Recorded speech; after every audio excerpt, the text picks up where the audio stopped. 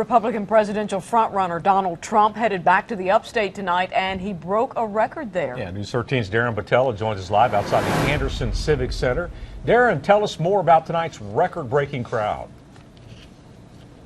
Larry, that's right. The Trump camp tells us he drew the largest crowd ever here at the Anderson Civic Center, which isn't surprising because hundreds of people were lined up outside of the Civic Center more than 3 hours before Trump even entered the building.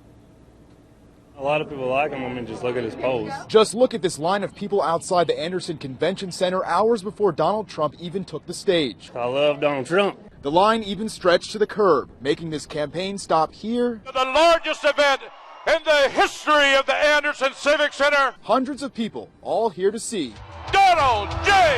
Trump. Wow. Wow. What a crowd. The Trump camp tells us around 7,000 people packed into the center. We had a crowd like this? No, it's crazy. Crazy.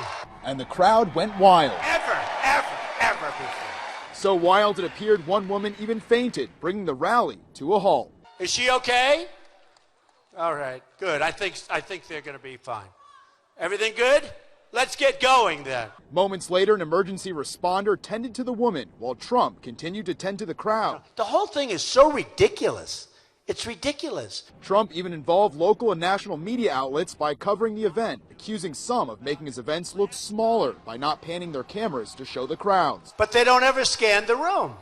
Because if they scan the room, what happens is you'll see this kind of outpouring, and it's an outpouring of love. It really is. It's an outpouring of love. Scan the room. Go ahead, folks. We got time. Look, they don't want to move. Unbelievable. Unbelievable to some, like the Trump presidential campaign, a political outsider now leading the polls and breaking records here in Anderson. Now tonight, Trump brought up the latest Wall Street Journal NBC poll, which has him at 25%, and Ben Carson trailing not far behind at 22%. And that's GOP voters for the presidential nomination for Republicans. Live in Anderson, Darren Botello, News 13.